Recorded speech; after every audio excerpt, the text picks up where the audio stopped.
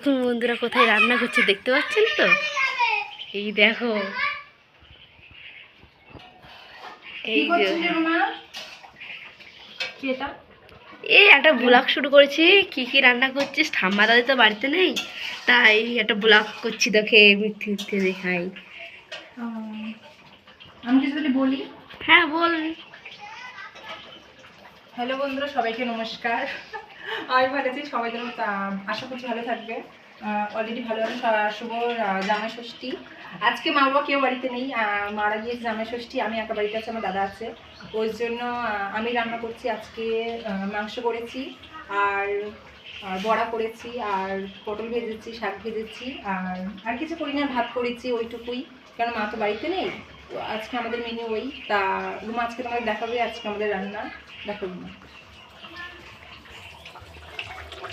এই যে মাংসের তরকারি বন্ধুরা। আর